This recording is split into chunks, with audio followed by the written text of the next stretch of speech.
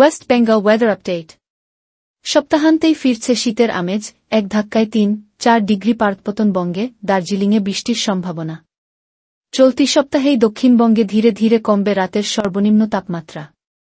বৃহস্পতি থেকে শনিবারের মধ্যে এক ধাক্কায় ৩ থেকে ৪ ডিগ্রি নামতে পারে পারদ।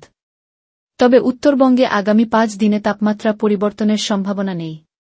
সপ্তাহের শেষে ফের পারদপতনের ইঙ্গিত দিল আলিপুর আবহাওয়া দফতর।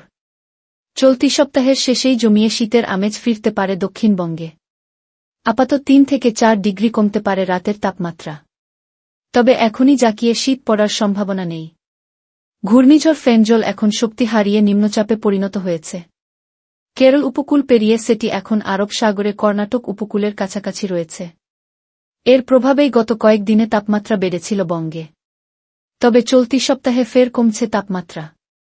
আগামী ৪-৮ ঘণ্টায় তাপমাত্রার বিশেষ হেরফের না হলেও দক্ষিণবঙ্গে পরবর্তী ৩ দিনে ৩ থেকে ৪ ডিগ্রি নামতে পারে পারদ। তবে বৃষ্টির কোনো সম্ভাবনা নেই।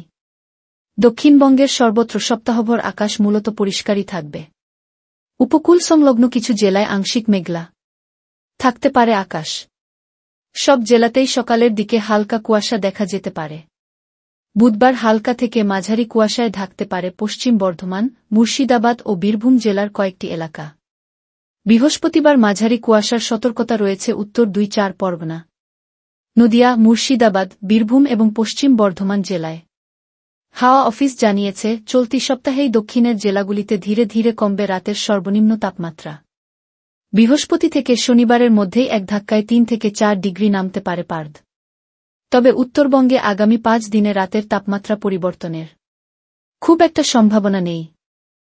কোনো জেলায় ২-১ ডিগ্রি তাপমাত্রা কমতে পারে। তবে হালকা থেকে মাঝারি কুয়াশার সম্ভাবনা রয়েছে দার্জিলিং, উত্তর দিনাজপুর, দক্ষিণ দিনাজপুর এবং মালদহ জেলায়। দার্জিলিং এবং কালিম্পংয়ের পার্বত্য এলাকায় শুক্র ও শনিবার হালকা বৃষ্টি কিংবা তুষারপাতেরও সম্ভাবনা রয়েছে। তবে উত্তরবঙ্গের অন্য জেলাগুলির কোথাও বৃষ্টির সম্ভাবনা নেই।